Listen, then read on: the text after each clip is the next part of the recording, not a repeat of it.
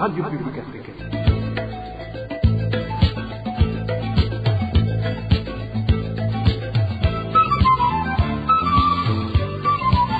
Radio Publique Africaine.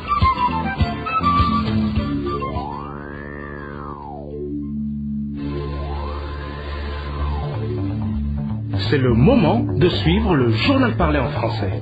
À la présentation, Émile Nivasumba. Nous sommes le 13 janvier 2022. Au sommaire de ce journal, ils n'ont pas d'électricité depuis plus d'une semaine. Les habitants du chef-lieu de la commune Michi demandent aux autorités de trouver solution à ce problème. Et les voyageurs dénoncent la longue durée des tests Covid-19 à la frontière burundo-congolaise de Gatumba. Et la divergence des intérêts des protagonistes intensifie l'insécurité dans la région des Grands Lacs. Un chercheur de l'International Crisis Group va s'exprimer sur les récentes incursions de l'armée burundaise sur le sol congolais. Voilà pour le sommaire. Le développement, c'est tout de suite.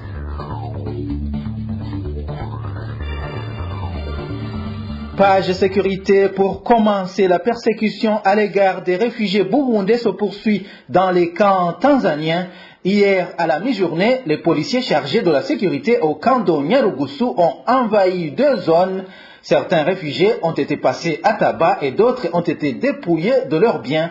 Les détails avec Eloge Kwizera. Some mercredi au camp de Nyarugusu en Tanzanie, les 9e et 10e zones ont été persécutés par les policiers chargés de la sécurité. Selon notre source, un boucher de la zone 10 a été bâti par ces policiers qui ont ensuite renversé des vivres dans les ménages. Vers 13h, les policiers sont arrivés à bord d'un véhicule. Arrivés dans la zone 10, ils ont bastonné un boucher. Ce dernier puisait des sabots de vache qu'ils ont renversés dans une casserole. Ce boucher a été sérieusement tabassé. Ils ont également dispersé des tomates et des petits poissons vendus dans les ménages comme il n'y a plus de marché.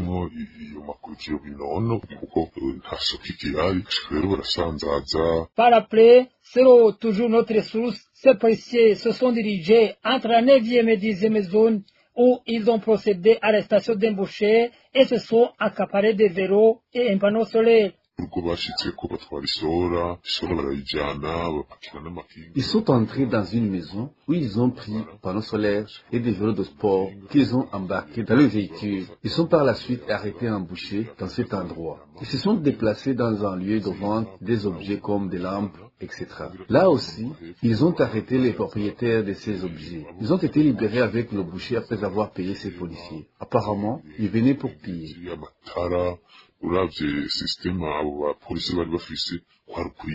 Pour rappel, les policiers et les Basungusung ont systématiquement détruit les champs dans le cas des réfugiés burundais en Tanzanie. Restons à l'extérieur du pays. Depuis quelques jours, nous vous parlons d'incursion des militaires burundais en République démocratique du Congo pour rechercher les rebelles du mouvement Red Tabara. Selon Onesphore Sematumba, la complexité de la situation d'insécurité au Sud Kivu s'explique par les jeux d'alliance entre les différents groupes armés présents sur le terrain. Ce chercheur au sein de l'International Crisis Group explique que la divergence des intérêts des protagonistes intensifie l'insécurité dans la région. La province du Sud Kivu, à l'est de la République démocratique du Congo, cette partie-là est le théâtre d'affrontements où différents acteurs armés se confrontent. Quand il y a autant de groupes, évidemment, sur un petit territoire comme le Haut-Plateau, il y a des alliances qui se nouent et qui se dénouent. Il y a des combats des uns contre les autres. Par exemple, maintenant, on sait que l'armée congolaise, les FARDC, fait face ou fait la guerre aux groupes rebelles de Banyamulenge qui s'appellent Ngumino et Twirwaneho. Et ces derniers accusent régulièrement l'armée congolaise de s'appuyer sur les Maï-Maï des communautés Babembe et autres. Donc là, c'est d'une part. Bon, et d'autre part, donc, l'armée burundaise fait le coup de feu contre les Red Tabara et peut-être aussi contre les FNL qui sont des groupes d'origine burundaise. Donc, c'est cette situation de grande complexité qui se vit là-bas. Il faut savoir que donc derrière ces guerres qui ne datent pas d'aujourd'hui, se profile une diversité d'intérêts. Il y a des intérêts économiques, il y a des groupes armés qui se font la guerre pour contrôler des zones minières ou des puits miniers, mais il y a aussi des intérêts éminemment politiques, notamment ces rivalités entre les groupes armés locaux au nom de leur communauté sont pour la plupart manipulés ou instrumentalisés par des élites politiques de Bukavu ou de Kinshasa qui en tirent donc des dividendes politiques, des positionnements, mais aussi ce que j'appelais les intérêts géopolitiques de ces puissances voisines de cette province, notamment du Burundi. C'est cette divergence d'intérêts qui alimente ces feux et qui fait vivre ces rivalités. Onesphore Sematumba signale également que la complexité de cette situation d'insécurité pourrait compromettre les relations entre la RDC et le Burundi. Elle constitue aussi une bombe à retardement quant à la stabilité de la région.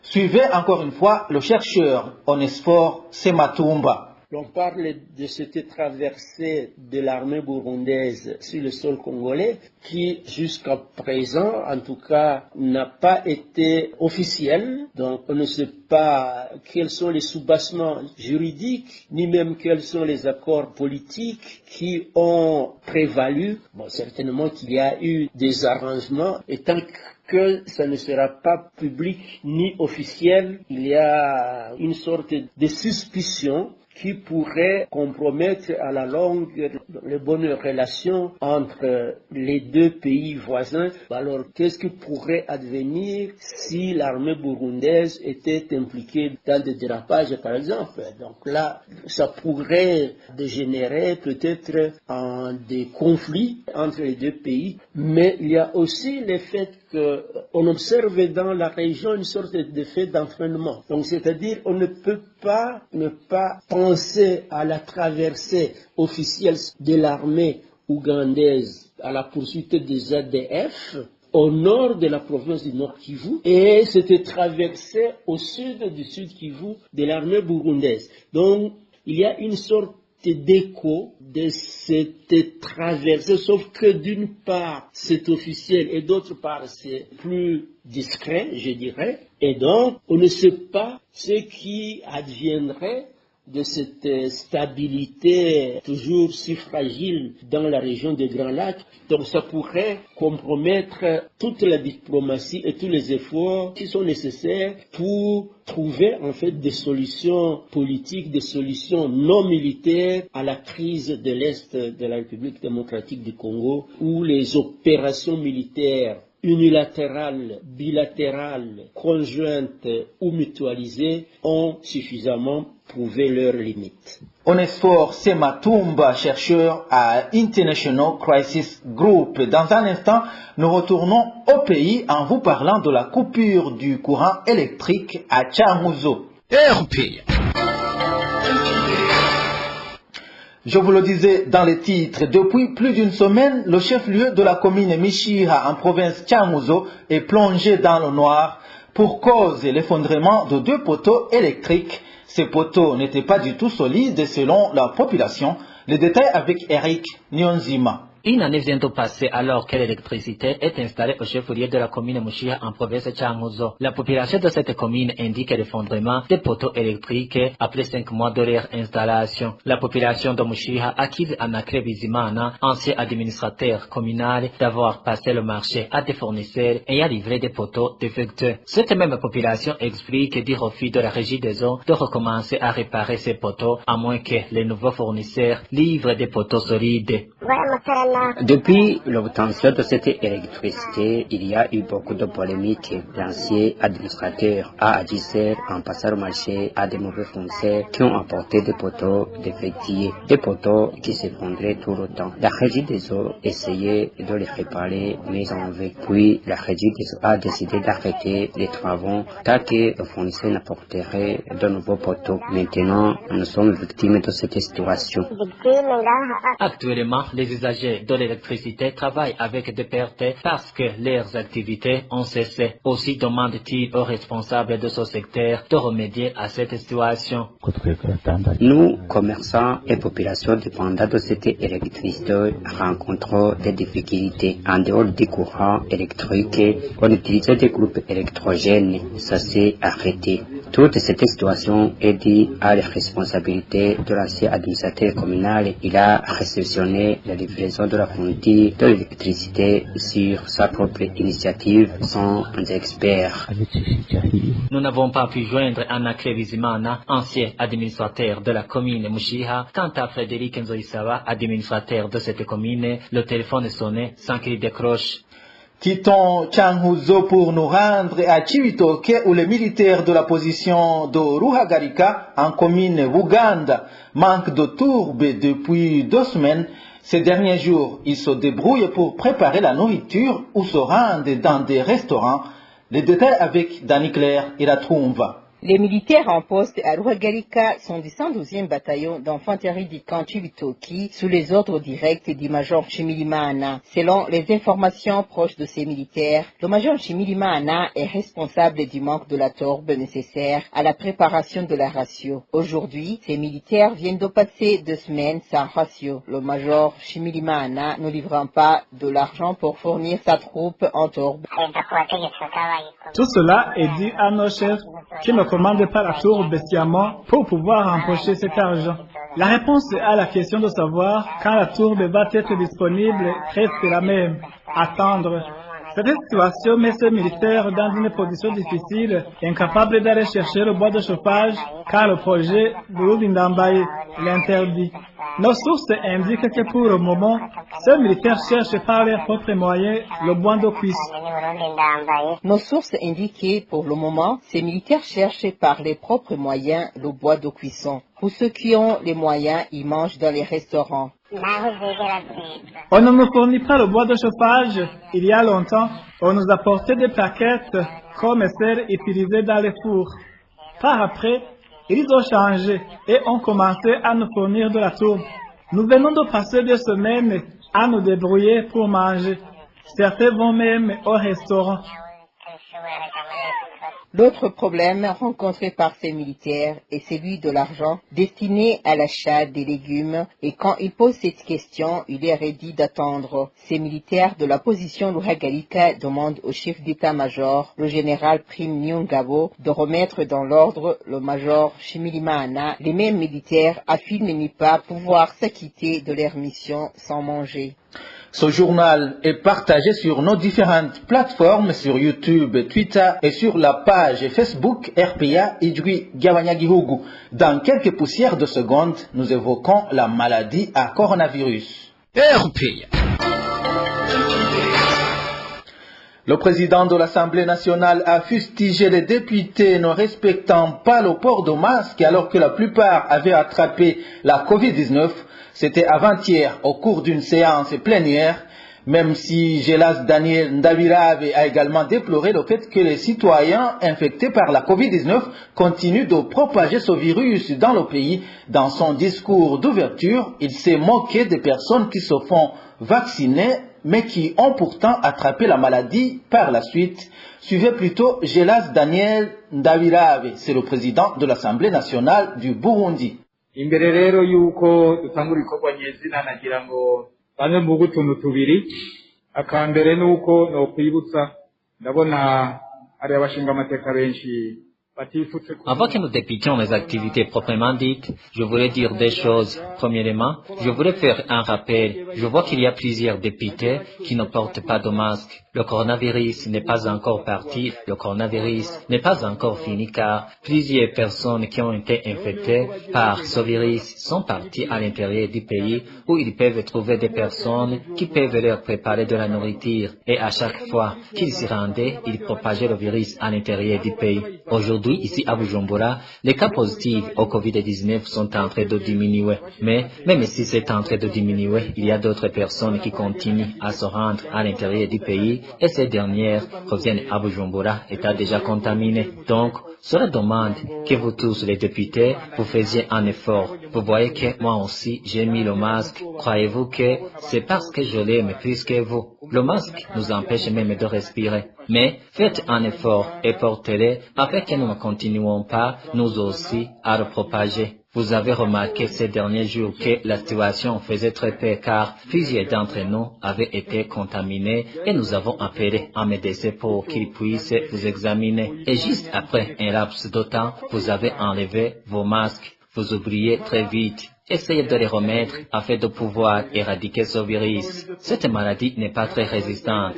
Mais si tu y as, non, je laisse tomber ce que j'allais dire. Mais c'est ce que nous avons entendu parler. Il y a des personnes qui ont été infectées alors qu'elles s'étaient faites vacciner. Elles ont tout fait. Il y a ceux qui s'en sont trompés et qui sont allés se faire vacciner à l'étranger. Quand ils ont attrapé le coronavirus ces derniers jours, ils ont tellement souffert qu'ils ne sont pas encore complètement rétablis.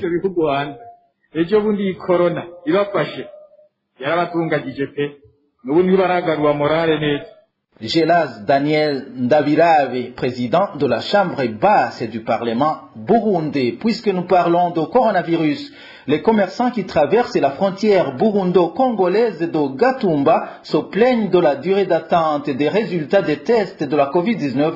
Les mesures barrières ne seraient pas non plus respectées à cette frontière. Elvis Niomungere nous en dit plus.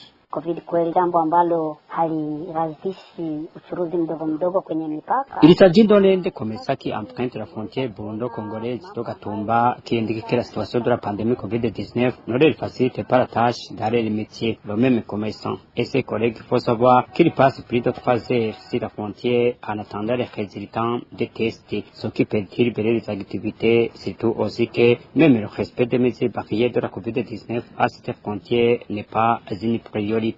Nous trouvons que nous perdons beaucoup de temps sur la frontière. Nous arrivons à la frontière à 7 heures du matin ou à 8 heures et les résultats ne nous parviennent qu'à 11 heures, même après. Est-ce que quand c'est quelqu'un qui se rend à la recherche de ces marchandises, vous ne trouvez pas qu'il perd beaucoup de temps? En plus de cela, les gens ne respectent pas les mesures barrières contre la COVID-19, notamment ceux qui se rendent à la banque située sur place lors des paiements qui ne respectent pas la distanciation sociale. Mais le pire, c'est le temps que nous passons à la frontière.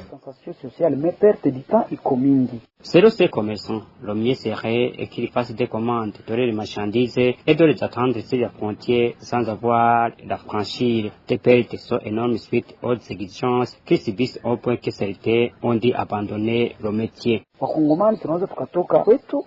Nous les Congolais, nous pouvons venir jusqu'à la frontière sans toutefois traverser. Nous faisons les commandes de nos marchandises et l'on nous les apporte jusque-là. Et nos voisins burundais peuvent faire la même chose sans traverser au lieu de nous faire perdre du temps. Il est vrai que la COVID-19 est présente à la frontière Kavivira-Gatumba, mais cela ne peut en aucun cas nous pousser à construire des murs qui bloquent nos bonnes relations. Il faut plutôt que nous considérions la COVID-19 comme notre voisin au lieu de se retrouver avec les commerçants qui sont tombés en faillite sans capital et sans aucun avantage. Nous sommes parmi ces commerçants. Il faut savoir que la plupart des petits commerçants qui se rendaient dans de ces pays à la recherche de marchandises ont même abandonné complètement ce boulot du fait qu'ils ont enregistré beaucoup de pertes. C'est au moment où même le projet de test rapide dit PCR Pass pour faciliter ces commerçants n'a pas été fonctionné comme prévu. Rendons-nous à présent dans la commune Nahangwa. Nous sommes dans la mairie de Bujumbura. Certains habitants du quartier 1 de la zone Ngagara se disent menacés par le débordement des matières fécales à travers un canal défectué. Craignant d'attraper des maladies des mains sales, ces habitants demandent aux autorités habilitées de réparer ce conduit. Plus de détails avec Éloge Divin Remesha. L'endroit en question est situé entre le quartier 5 et le quartier 1 de la zone Gagara, plus précisément en pleine route en terre qui passe devant un bistrot communément appelé chez Papanjari. C'est cette même route qui va tout droit vers le camp militaire d'Ongagara. Une odeur nauséabonde vous accueille une fois sur place. En effet, tous les excréments des environs se déversent dans cette ruelle. Les mouches y pullulent à longueur de journée, souillant vêtements étendus sur le séchoir et les ustensiles. L'origine de tout ça se trouve être les tuyaux et conduits produit des eaux usées qui ont été endommagées. Pourtant, autour de cet endroit se trouvent plusieurs maisons d'habitation et les enfants passent toujours à côté pour se rendre ou revenir de l'école. Ses parents témoignent. Les mouches pullulent à cet endroit. En face, les enfants jouent sans s'inquiéter de rien. Un peu plus loin, il y a un dépôt de charbon. Franchement, je ne m'explique pas comment on peut survivre à ça parce que la situation est vraiment très alarmante. Que les chargés d'hygiène nous viennent en aide. À part les habitants de la place, cette situation gêne et incommode les passants qui doivent se boucher le nez et la bouche, sans parler des gymnastiques qu'ils doivent faire pour se frayer un chemin, surtout en période de pluie. En fait, les tuyaux ont cassé et les immondices ont commencé à se déverser sur la surface. Ça a alors créé un trou. Quand il pleut, ça devient encore pire. Bref, c'est à se demander où sont passées les autorités. On est vraiment fatigué de tout ça. Pourtant, ce problème de canalisation ne date pas d'hier dans ce quartier. Inquiets pour leur santé, les habitants de la zone Gagara en général et ceux du quartier 1 en particulier demandent au gouvernement de donner ce marché au privé au cas où il s'avérerait que l'État n'est pas à mesure de remédier à ça. À propos de lamentation de cette population, la rédaction de la RPA a essayé de joindre Franck Ernest Nandikié, chef de zone Gagara, mais son téléphone sonnait sans que personne ne décroche. Clôturons cette édition en parlant économie. Le manque de devises est une réalité au Burundi, selon Désiré Moucharitse, directeur général de l'Agence de développement du Burundi, ADB en sigle. Pour ce cadre, ce problème est lié au déficit commercial. Il encourage les Burundais à promouvoir les exportations. Écoutez plutôt Désiré Moucharitse, c'est le directeur général de l'ADB. Il présentait hier les réalisations trimestrielles. À cause de la crise qu'on a eue en 2015, nous avons reculé par rapport à l'indicateur du doing business. Mais les efforts sont en train d'être faits de la base au sommet, en commençant par son excellence le président de la République, pour qu'on attire plus d'investissements au Burundi, en particulier l'investissement étranger, pour que les investisseurs puissent venir au pays. En ce qui concerne le manque de devises, c'est un fait réel. Il y a des problèmes au niveau de devises au niveau du pays, et c'est un problème qui est lié au déficit commercial entre les importations et les exportations, et nos efforts sont plus concentrés sur les exportations, justement à travers l'investissement privé. De juillet 2021 à décembre 2021, nous avons enregistré deux investisseurs étrangers avec un capital minimum de plus de 4 milliards de francs burundais. Comment favoriser les exportations au Burundi? C'est un travail quotidien. Vous avez bien compris dans nos réalisations qu'on s'est concentré plus sur le secteur horticole, qui nous pensons peut amener, qui est un secteur porteur, qui peut amener plus de devises au niveau du pays, parce qu'on peut faire une transformation de ces produits et les exporter à l'étranger et avoir les devises nécessaires. Voilà, c'est par ici que nous mettons un point final au journal du 13 janvier 2022. Merci à vous tous qui nous avez suivis. À la présentation, c'était Émile Denis Bassumba. Au revoir.